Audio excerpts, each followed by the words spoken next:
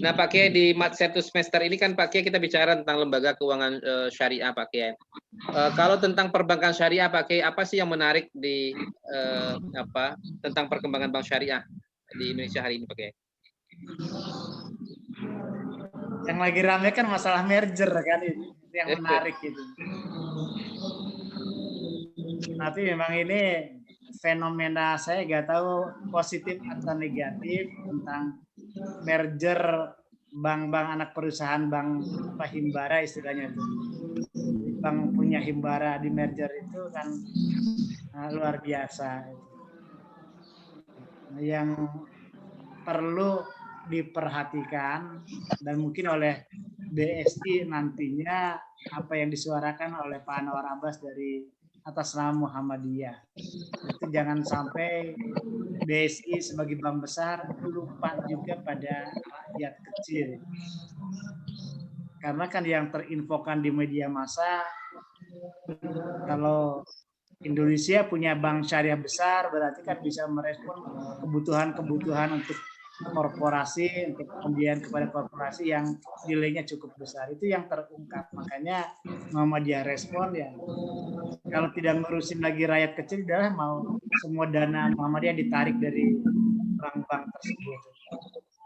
Tapi alhamdulillah sudah ada penjelasan, salah satunya dari Pak Ngatari, yaitu yang dulu di Root BRIS, bahwa insya Allah karakteristik BRIS atau yang memiliki yang selalu memberikan pembiayaan kepada sektor UMKM, terutama untuk yang kecil-kecil, tetap akan berjalan, tetap akan dilaksanakan walaupun nanti sudah menjadi bank besar. Itu jadi kekhawatiran Muhammadiyah insya Allah terjawab dengan pernyataan untuk sementara ya, untuk sementara udah bisa teratasi. Tinggal nanti actionnya BSI seperti apa. Nah, saya juga kan tidak tahu persis apakah tadi sudah disebutkan saya apakah jadi Dewan Pengawas Syariah apa tidak, wallahu a'lam. Kalau jadi ya itu berarti tugas berat, karena ini yang namanya bank baru kan berarti harus saya cukup tahu karakteristik ketiga bank itu, ada yang sangat memperhatikan syariah, ada yang ngasal juga, ada yang setengah-setengah, tapi ada juga yang cukup bagus. Ini nanti ketika digabung mau pakai mazhab yang ngasal aja pakai nama syariah, ada yang betul-betul memperhatikan. Ini belum, kelihatannya nanti akan seru juga nih ke depannya. Itu laporan dari tim, ada yang menyampaikan ke saya, tim yang memverifikasi membuat DIM tentang komplai syariah. Jadi sudah disusun ada 200 halaman atau berapa, katanya cukup banyak. Jadi berarti PR DPS untuk awal-awal ini sangat berat. Itu kecuali DPS-nya cuma ngasal numpang nampang, ya Allah alam lah. Kalau saya seingat saya tidak cukup. Ya namanya DPS itu harus bertanggung jawab. Makanya tadi saya sangat salut Pak, siapa tadi yang dari kementerian? Aziz. Pak Aziz, kalau Pak Aziz memang cita-citanya ada keinginan jadi DPS, pertama tolong ilmunya perdalam ya, fikih muamalatnya, terutama koperasi. Koperasi kan sampai saat ini juga masih bingung, ini mau aturan perundang-undangnya kan nggak jelas juga nih, bolak-balik disahkan, dicabut, ini sampai kita yang mau respon dengan bikin fatwa juga bingung juga itu tuh. Yeah. Dulu udah jadi ini ternyata katanya dibatalkan, ini dibatalkan. Iya di MK dibatalkan Pak, karena terkait kayak perusahaan katanya. Jadi akhirnya yang dulu betul begitu. Jadi semangatnya semangat kapitalistik lah gitu. Yeah. Semangat kooperasinya sudah hilang betul katanya. Tapi yang sekarang juga bolak-balik draftnya, info dari teman-teman yang di Kementerian Koperasi ya selalu tidak ada. Ya bolak-balik begitulah. Jadi kalau Pak Aziz pengen jadi DPS ya itu niat yang bagus. Walaupun kalau saya sih harapan saya kepada yang kuliah itu jangan jadi DPS deh, jadi pengusaha. Kalau jadi pengusaha itu kan insya Allah kalau pengusahanya sukses itu seperti Utsman bin Affan radhiyallahu anhu, Tolha, Abdurrahman bin Auf, itu maunya saya seperti itu, sehingga umat Islam itu punya izzah tersendiri gitu. Kalau dari DPS kan juga kadang-kadang DPS juga tidak bisa mempengaruhi kebijakan. Ini kan menyedihkan. kalau mau jadi DPS lah yang bisa suaranya didengar. Nah, dan juga harus mengkondisikan nanti para pegawainya juga komit untuk syariah. Nah, kalau di BNI Syariah, alhamdulillah sejak awal memang terbentuk kebudaya untuk patuh syariahnya sangat luar biasa di BNI Syariah. Sejak zaman tahun 2000 ketika berdiri UU sampai sekarang gitu, budaya ingin komplain syariahnya sangat kuat. Sehingga kalau kata DPS, wah ini nggak bener nih transaksinya, dicari jalan keluarnya supaya di usaha. Kalau dalam fikih dikenal ada tasihul ukun. Tasihul ukun. Kalau tasihul ukun tidak bisa, ya udah mau nggak mau berarti transaksi ini batal. Kalau batal pendapatannya tidak halal. Itu mereka patuh itu. Jadi langsung komisaris merekomendasikan kepada direksi transaksi AB yang kata oleh DPS diusulkan tidak boleh diakui, komisaris juga mendukung supaya dijadikan masuk ke dalam dana sosial. Nah ini kan membawa dampak-dampak yang seperti itu, patuh. Jadi di sini saya mohon ini Pak Ajis berharap kalau pengen jadi DPS di koperasi fikih muamalahnya diperkuat, karena untuk fikih muamalat ini memang kadang-kadang ya penjelasan yang rincinya kan jarang ditemukan. Kalau apalagi kalau baru baca buku ini ya kadang-kadang di buku itu kan ada istilah-istilah, memahami istilah aja bingung kan itu. Jadi untuk apa istilah bingung. Makanya kalau awalnya tidak pernah belajar fikih muamalat, ikut pelatihan, tidak lulus, itu bukan masalah instrukturnya yang tidak mumpuni. Ya memang bahan yang diajarnya ya itu yang susah gitu.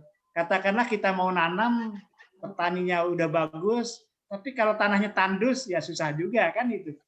Tidak gampang juga. Nah, kalau untuk kelas ya belajar juga masalah zakat ya. Karena untuk kelas itu memang ini belum dibentuk tim untuk pelatihannya, mudah-mudahan segera dibentuk karena dari Basnas juga mensyaratkan untuk DPS kelas itu harus bersertifikat dari MUI. Itu seingat saya ada peraturannya. Jadi belajar tentang zakat, tentang wakaf juga sama seperti itu. Jadi saya kira Pak Hendra kalau untuk perbankan syariah sih kita harap mudah-mudahan semakin bagus, dan tentu tadi di kelas lain juga kita juga perlu memberikan masukan terhadap praktek perbankan. Walaupun bank syariah sudah lama, tetapi ingat pegawainya itu silih berganti. Kalau pegawainya silih berganti, belum tentu tune in dengan apa yang harus dilakukan agar sesuai syariah. Sehingga kemungkinan terjadi pelanggaran syariah itu cukup dominan juga. Jadi masukan dari masyarakat untuk tetap memberikan kritikan, masukan itu sangat diharapkan.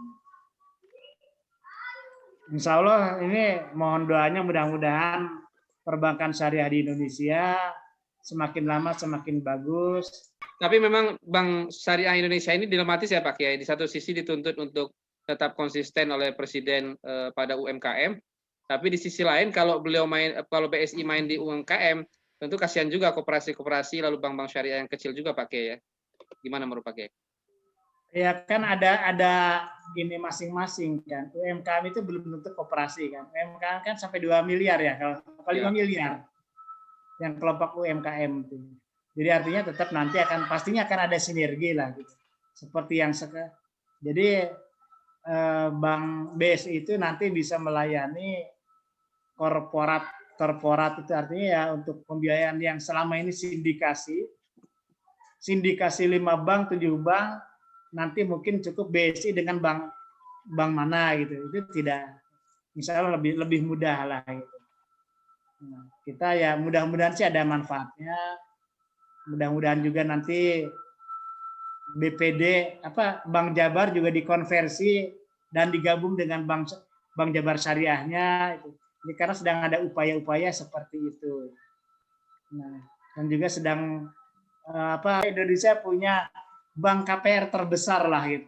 Bank KPR syariah terbesar gitu. Nah, kalau ini bisa terjadi kan BTN bisa dikonversi menjadi bank syariah kan.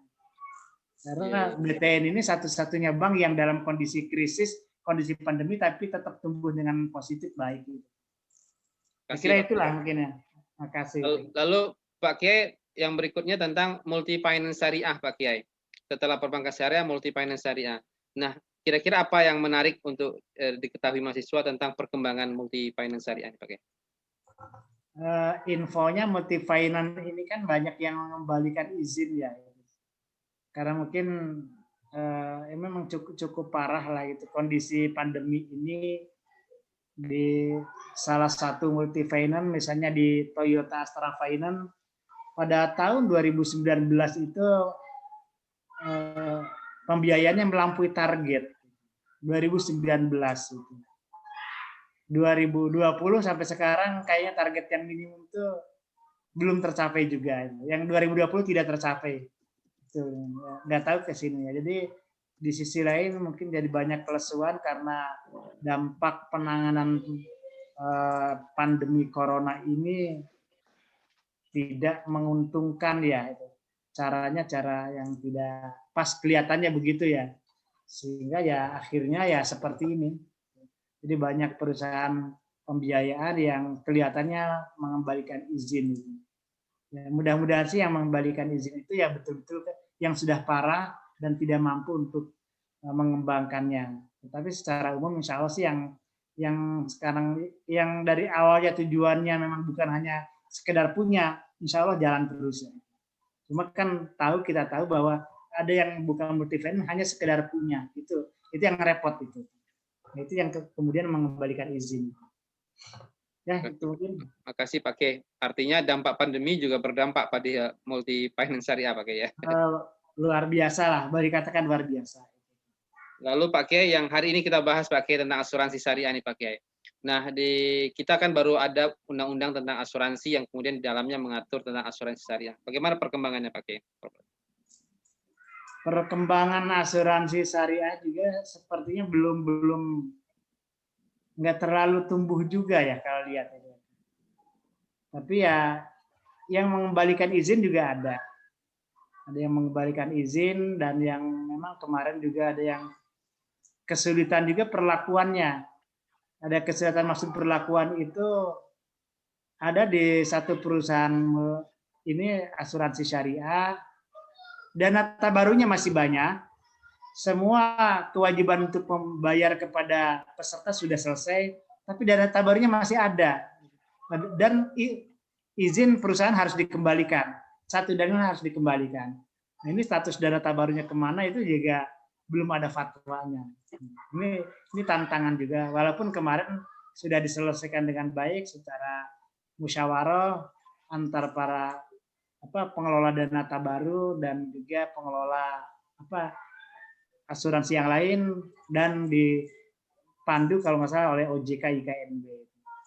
Tapi ini satu hal yang memang harus diperhatikan betul ya.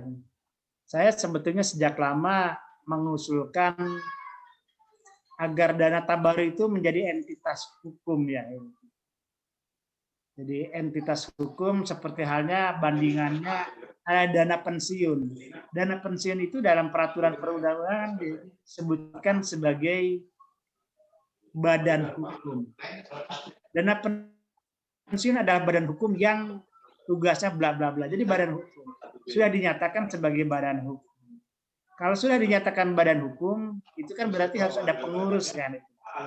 Nah ini kita ingin agar dana tabaru yang ada di asuransi ini dinyatakan oleh peraturan perundang-undangan sebagai badan hukum. Apa urgensinya? Kalau sudah menjadi badan hukum, ini kan harus ada pengurus. Nah, pengurus inilah merupakan wakil atau dipilih oleh para peserta asuransi syariah. Nah, kepentingannya sangat banyak, urgensinya sangat banyak. Pertama karena pada dasarnya yang harus melakukan akad wakalah bil ujroh bukanlah individu. Wakalah bil ujroh dengan perusahaan asuransi di fatwa disebutkan peserta secara kolektif. Jadi bukan peserta secara kolektif. Kalau ini dana tabaruk menjadi badan hukum dan ada pengurusnya, maka yang melakukan akad wakalah bil ujroh adalah pengurus dana tabaruk. Dan di sini pengurus dana tabaruk bisa mengontrol juga, mengontrol aktivitas yang dilakukan oleh perusahaan asuransi, apakah kira-kira menguntungkan para peserta atau tidak. Jadi fungsi akad bisa dilakukan dengan tepat, fungsi kontrol juga sangat tepat. Ini saya sudah menyampaikan cukup lama. Nah, kalau kita baca standar AUIV ya, AUIV tentang at-ta'min, maka di sana secara gamblang bahwa di sana ada dana tabaruk disebutkan sunduk tabaruk atau sunduk ta'min. Sunduk ta'min itu dinyatakan di sana sebagai syahsiyah i'tibariyah. Syahsiyah i'tibariyah kan bahasa kitanya adalah badan hukum. Dan kemudian karena sunduk ta'min itu dianggap sebagai syahsiyah i'tibariyah, maka di situ juga ada ada pernyataan bahwa sunduk ta'min itu dikelola oleh mereka mewakili para peserta asuransi.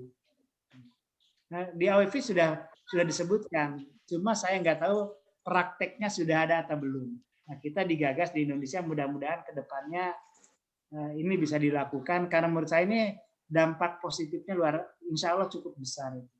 Hanya saja mungkin kalau OJK kan hanya melaksanakan undang-undang ya, mungkin harus berjuang mulai dari undang-undang. Cuma kalau berjuang mulai undang-undang kan harus ada juga yang paham kan, ada yang memperjuangkan. Nah, mestinya kalau menurut saya HISI sebagai organisasi HISI itu mestinya berperan di situ. Cuma kelihatannya belum ada perannya. Ya, mungkin itu yang sekilas tentang asuransi. Kemudian tadi tentang BPJS ya. Ya, BPJS dulu kan sempat ribut, sempat ramai. Tetap yang mungkin kalau boleh saya cerita, dulu waktu Ijtima Ulama Komisi Fatwa itu saya baru tahu belakangan bahwa masalah BPJS itu dibahas di 2 komisi. Ada komisi B dan komisi C. Komisi C itu tentang undang-undang, komisi B sebetulnya tentang muamalah. Saya dan Pak Jai di komisi B. Nah, sebenarnya hasil kajian DSN tentang BPJS itu kalau lihat di keputusannya itu hanya yang melanggar syariahnya sangat sedikit. Karena pola BPJS itu persis sudah dibuat polanya pola ta'awun. Jadi dianggap masyarakat Indonesia itu bertahun untuk tolong-menolong dan memberikan hibah. Hibahnya yaitu ya kontribusi yang tiap bulan itu. Dan kemudian nanti bagi yang tidak mampu diberi oleh pemerintah kan itu konsepnya. Jadi dari konsep ta'awun ini sebetulnya justru yang agak terasa sebagai konsep asuransi, penerapan asuransi syariah itu adanya di BPJS. Itu dari konsep ta'awunnya, dari konsep yang lainnya itu sebetulnya itu sudah cukup bagus lah itu. Sesuai dengan fatwa-fatwa kita. Cuma yang belumnya itu mungkin siapa pengurus yang mengurusi ya, BPJS itu harus dinyatakan, kan badan hukum sudah dinyatakan sebagai badan hukum. Nah ini BPJS itu harus tinggal sedikit ini dinyatakan bahwa ini mewakili kepentingan rakyat yang melakukan iuran itu. Nah kemudian yang kalau dianggap pelanggaran syariah yang berat itu belum ada kebijakan dana BPJS diinvestasikan di investasi yang sesuai syariah. Itu saja sebetulnya tuh. Kalau dari aspek akad ya, aspek lainnya mungkin yang harus diperbaiki itu layanan. Layanan BPJS. Jadi kalau dilihat dari sisi akad sebetulnya tidak ada ya cukup bagus. Walaupun sampai sekarang memang pihak BPJS tidak pernah kebayang ingin membuka unit syariah atau layanan syariah itu belum mau. Karena mereka sudah mengklaim syariah mungkin. Itu seperti. Tapi terus terang kalau dari sisi tabarunya itu tidak ada masalah. Menurut saya ya hanya ya BPJS kesehatan ya dari sisi akarnya cukup bagus, tapi dari sisi lainnya tadilah yang harus dibenahi terus-menerus. Untuk BPJS-TK ini baru dipersiapkan untuk Aceh dulu. Merespon Kanun Aceh, BPJS-TK sudah sedang mempersiapkan bagaimana mengkonversi layanan dan produk yang ada di Aceh agar sesuai syariah. Mudah-mudahan bisa berjalan dengan baik. Walaupun di BPJS-TK Kamis depan akan ada pergantian pimpinan ya, tapi tetap rencana untuk melaksanakan syariah tetap berjalan dengan baik. Saya kira itu mungkin sekilas tentang asuransi sekarang termasuk BPJS. Lanjut Pak Kiai, Baitul Mal Pak Kiai, gimana perkembangan Baitul Mal kita nih Pak Kiai? Kan sekarang kan ada dua nih, ada yang berbadan hukum koperasi, ada juga yang berbadan hukum kemudian di bawah OJK Pak Kiai. Gimana Pak Kiai? Secara umum kalau keinginan Baitul Mal itu nggak ada yang mau di bawah berbadan hukum yang kemudian di bawah OJK. Karena akan menambah kerjaan, yaitu lapor itu. Jadi kalau di bawah OJK itu semuanya ada kewajiban lain. Jadi kalau dulu aktivitas bank itu 3, menghimpun dana, menyalurkan dana, memberikan layanan, ada yang keempat yaitu laporan ke OJK itu. Jadi sebetulnya tuh males itu. Jadi rata-rata yang di BMT itu maunya badan hukumnya koperasi. Cuma lagi-lagi sampai sekarang pengaturan tentang asuransi syariah juga masih belum ada kepastian. Tapi di sisi lain memang dinas-dinas koperasi di beberapa provinsi itu mensupport agar koperasi yang ada di wilayahnya bisa mengkonversi diri menjadi syariah. Nah, misalnya dulu setahu saya pelopornya adalah Jawa Timur. Jawa Barat hanya pelopor sedikit, tapi Jawa Timur cukup banyak mengeluarkan dana, memberikan pelatihan agar pengelola koperasi-koperasi itu termasuk di dalamnya BMT menjadi koperasi syariah. Sumatera Barat juga demikian dan seterusnya.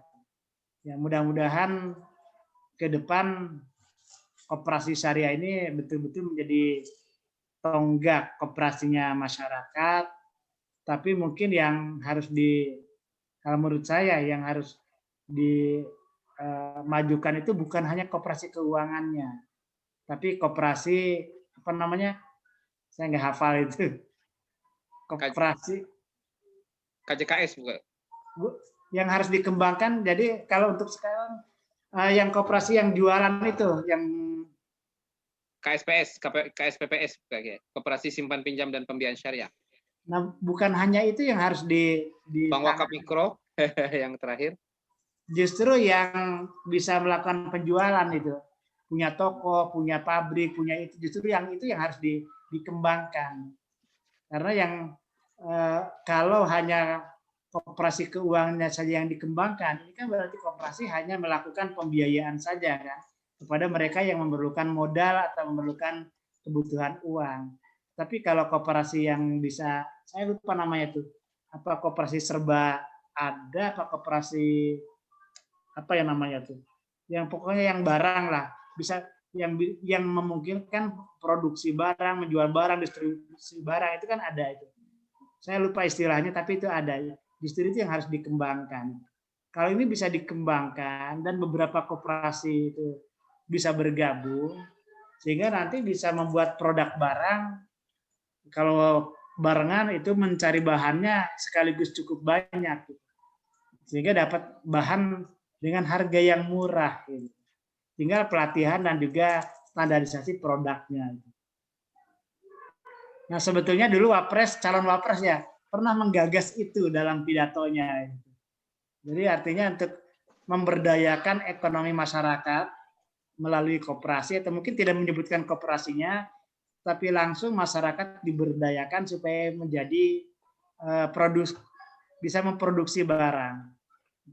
Masyarakat diberi standar produknya seperti apa.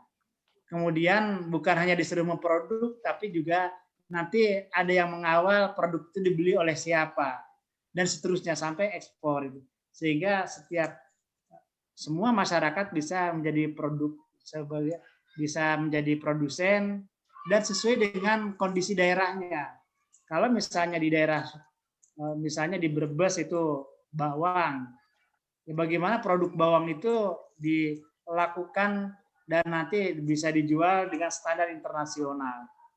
Tapi ada pembelinya. Sekarang kan kalau pas panen langsung harganya ada yang ngatur kan itu. Jadi semuanya diatur oleh pemerintah. Tadinya sih begitu. Tapi walau alam pastinya nggak susah. Kemudian untuk bank wakaf mikro itu sebetulnya bukan bank, bukan wakaf dan bukan mikro ya itu. Jadi tiga bukan sebetulnya. Tetapi itu merupakan ikhtiar yang itu sekedar nama ya. Bank wakaf mikro itu nama bukan hakikat ya itu. Jadi kenapa dikatakan bank ya? Mungkin karena memberikan layanan. Kenapa memberikan wakaf? Karena itu dananya tidak ditarik kembali oleh pemberinya. Pemilik modalnya nggak ditarik kembali. Jadi hanya disalurkan. Kemudian mikro karena memang pembiayaan sebetulnya bukan mikro juga, tapi ultra mikro karena maksimum memberikan pembiayaan 2 juta ya kalau nggak salah. 3 juta. 3 juta. Itu masuknya ke ultra mikro. Jadi bukan mikro. Makanya bukan bank, bukan wakaf, bukan mikro. Itu plesetannya begitulah gitu. Tapi itu ya niat baik, mudah-mudahan niat baik ini bisa berkembang dan dengan adanya bank wakaf mikro ini juga pertama kan itu untuk mendorong ekonomi di pesantren dan sekitarnya. Ya mudah-mudahan ini bisa terjadi.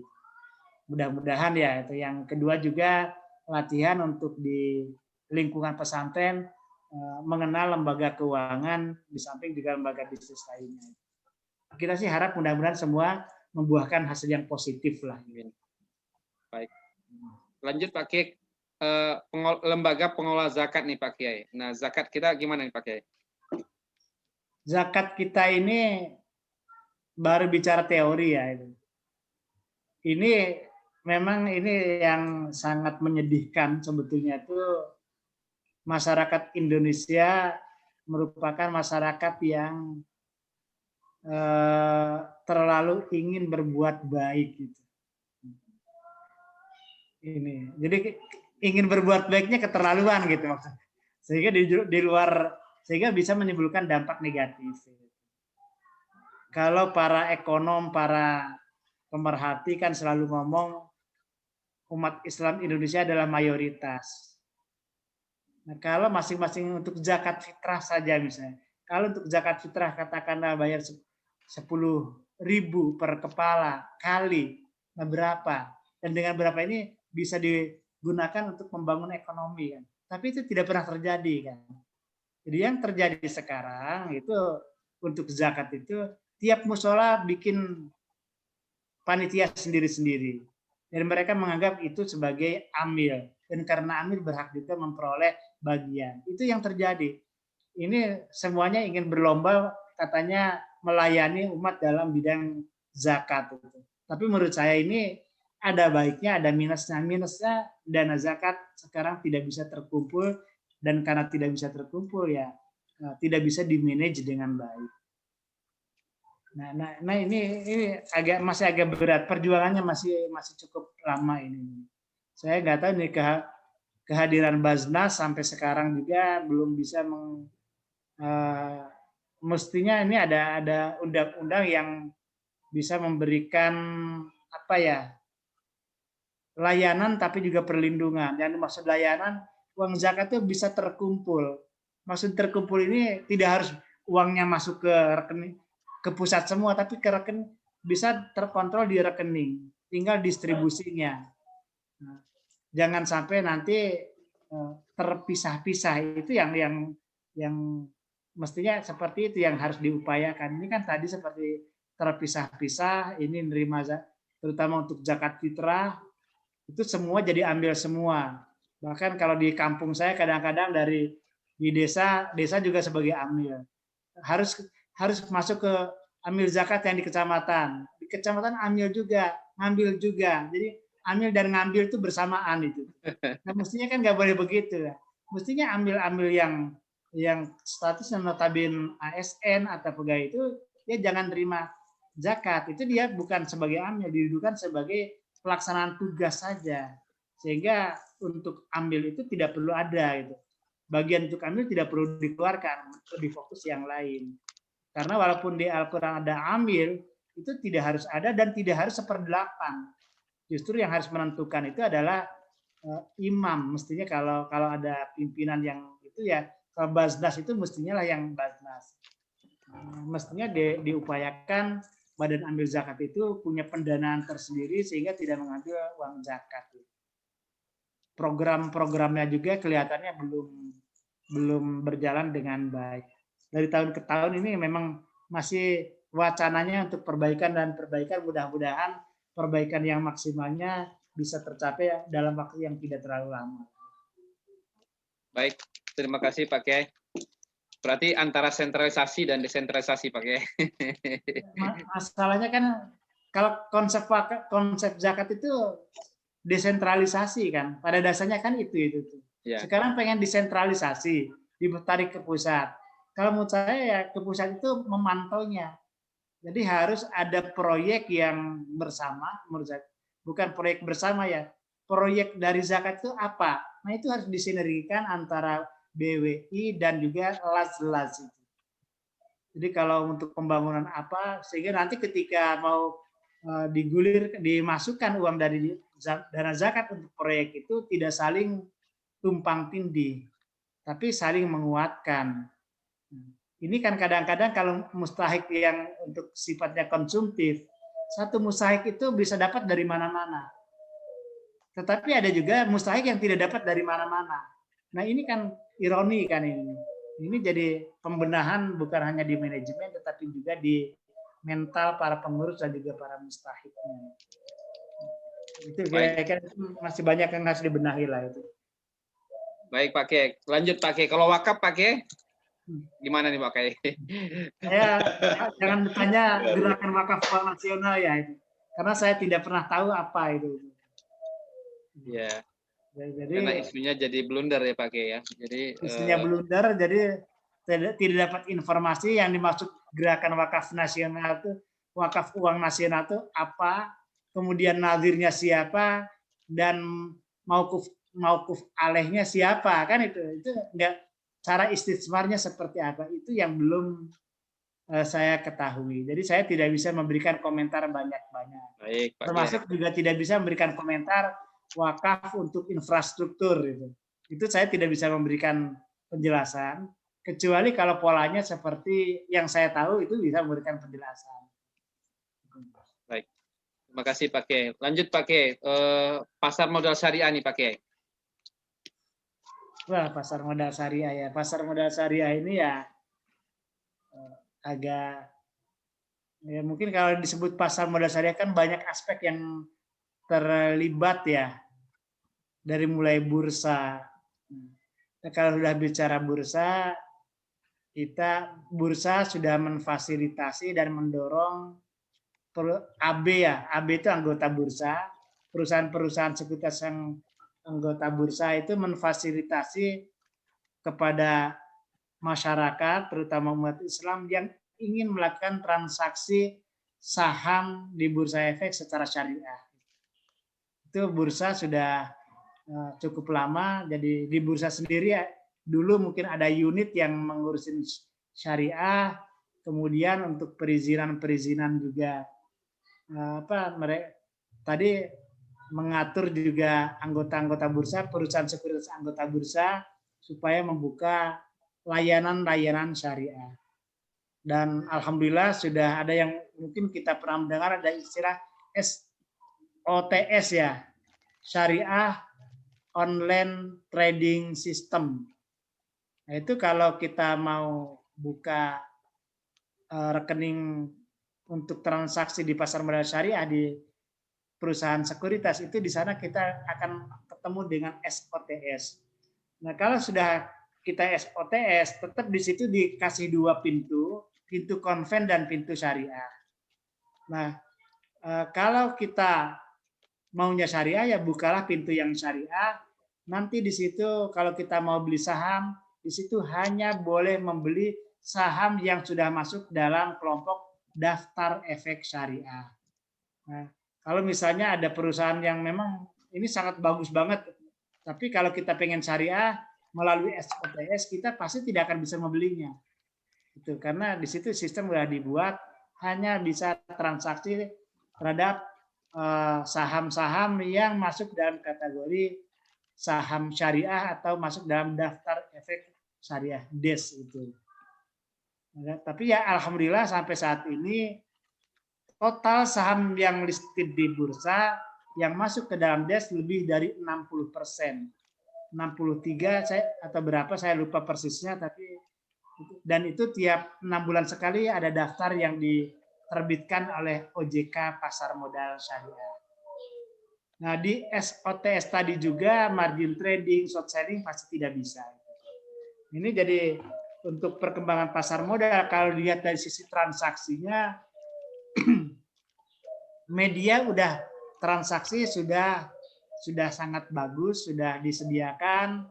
Bahkan bukan hanya itu, biasanya kan untuk penyelesaian transaksi di bursa ada yang namanya lembaga penyelesai clearing atau istilah yang perusahaannya namanya KEPEI. KEPEI itu apa lupa namanya itu, ada KEPEI ada KESEI. Nah, KEPEI itu lembaga yang menjamin terpenuhinya hak dan kewajiban para pihak yang melakukan transaksi di bursa. Itu KEPEI. Sekarang KEPEI juga berminat untuk bagaimana supaya yang syariah. Fatwa tentang KEPEI sudah ada, cuma belum ditandatangani ya kalau nggak salah. Padahal mestinya udah sah itu. Kemudian nanti catatan akhir siapa pemilik surat berharga itu akan ada di Bank Kastadi. Di sana ada KESEI, Kastadian Sentral Efek Indonesia. Di sana juga sudah ada yang mengawasi aspek syariahnya.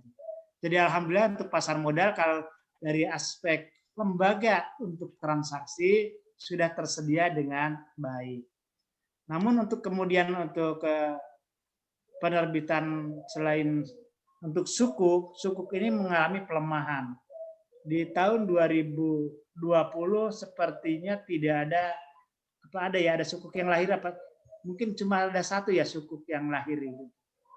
Awal-awal tahun itu SMF melahirkan sukuk dan sekarang Januari kalau nggak salah Januari kemarin SMF juga menerbitkan sukuk juga. Jadi untuk sukuk ya mungkin belum bisa tidak banyak yang terbit pada tahun-tahun pandemi ini.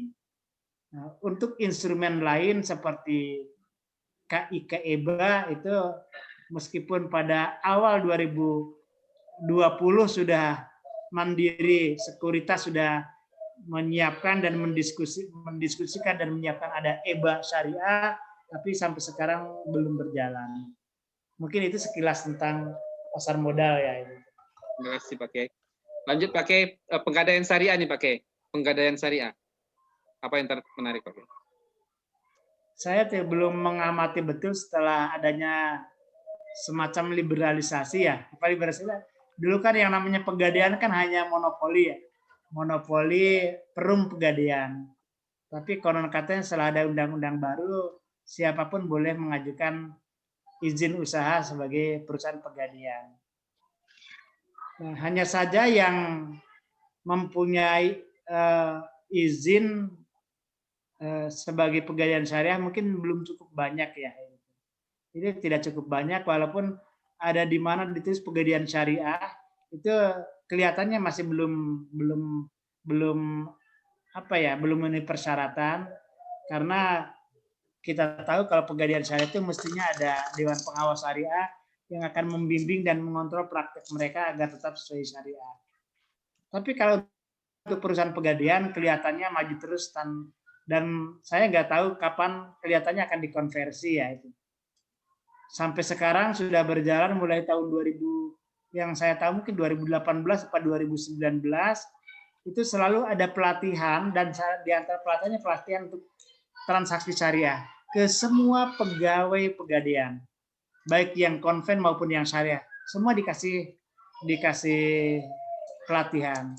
Sehingga tujuannya agar semua pegawai-pegawai yang ada di perum pegadaian itu bisa mengerti syariah yang nantinya ketika niatan untuk konversi SDM sudah tersedia.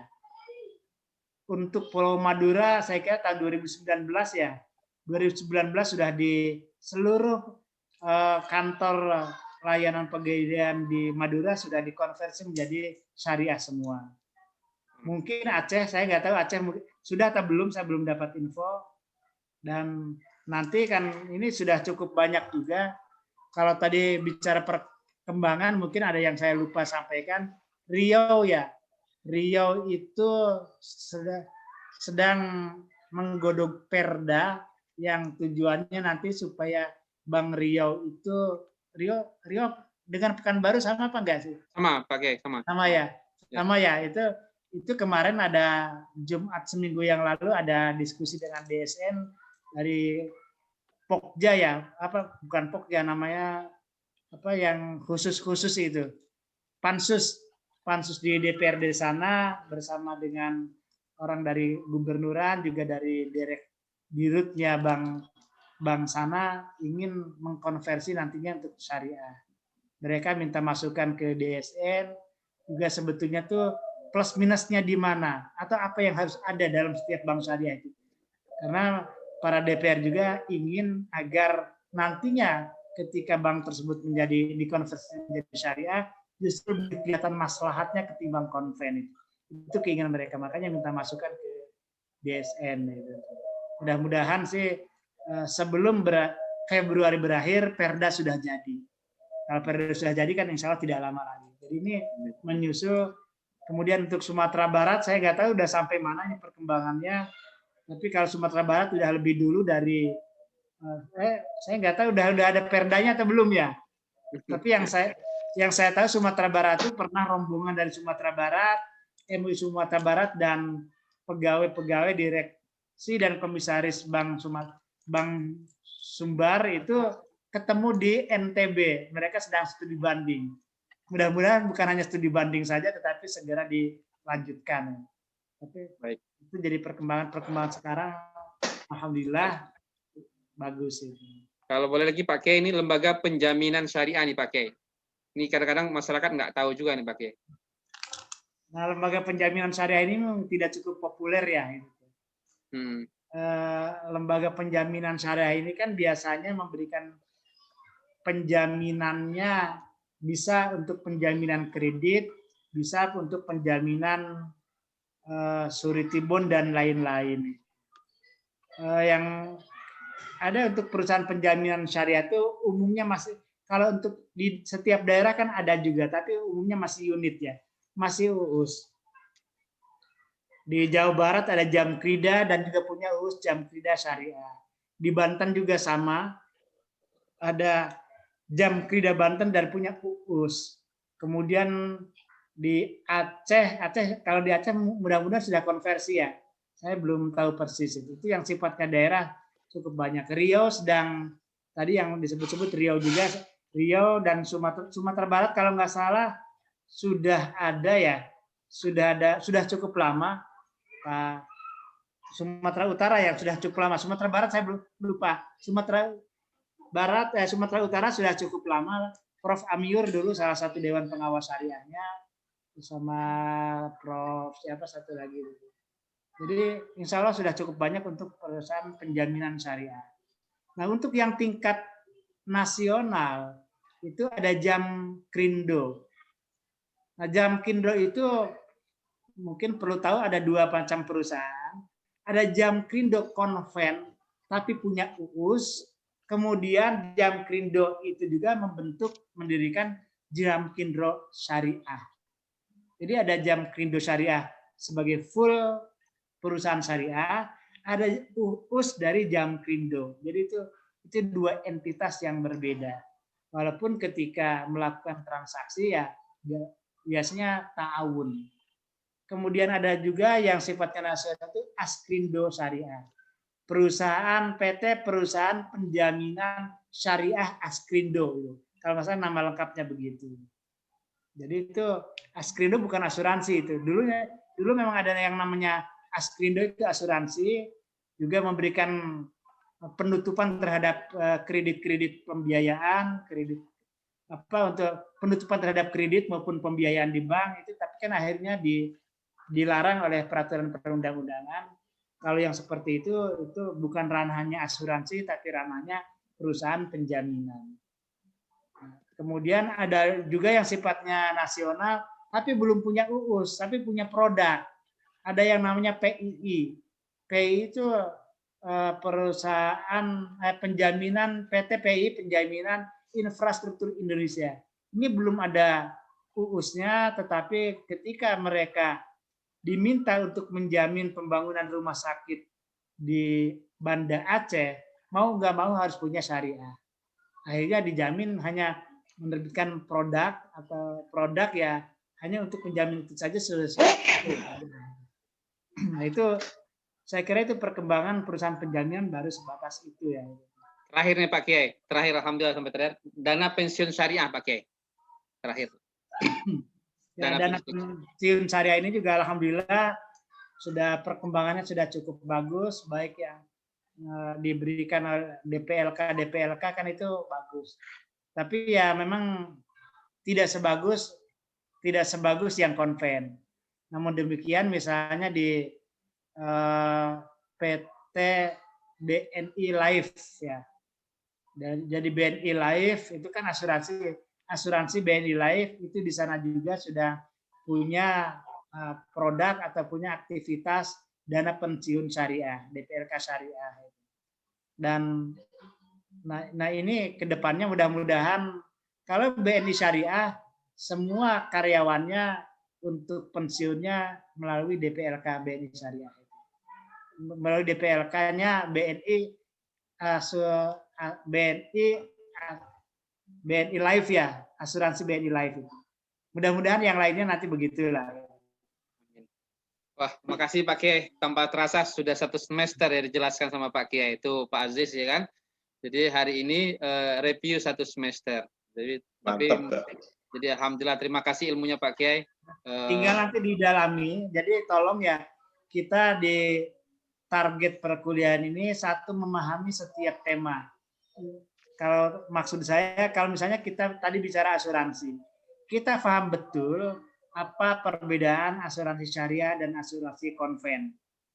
Ini tadi seperti paparan yang tadi saya ikutin sepertinya belum menggambarkan utuh bagaimana asuransi syariah seharusnya dan yang ya itu seperti apa. Jadi mungkin bisa merujuk ke fatwa DSN, bisa merujuk juga ke OIV, juga ke POJK. Jadi yang harus kita ikutin oleh semua peserta mata kuliah ini juga regulasi. Jadi kalau tadi bicara asuransi, fatwanya seperti apa, perbandingannya di OIV Timur Tengah seperti apa, regulasi yang mengatur asuransi seperti apa. Dan kalau dimungkinkan, karena itu kan prodi kita adalah HES, Hukum Ekonomi Syariah, jadi nanti semua POJK yang terkait asuransi dikaji. Karena ada beberapa POJK dan SEOJK-nya. Ada tentang perizinan perusahaan asuransi syariah. Kemudian ada akad-akad yang digunakan dalam asuransi syariah. Ada aspek kesehatan keuangan asuransi syariah. Itu kalau bisa semua bisa dipelajari. Sehingga satu kali pertemuan paling tidak kita mengenal lah. Kalau nggak sampai mendalam, tahu isi pokok dari beberapa POJK selain dari aspek syariahnya.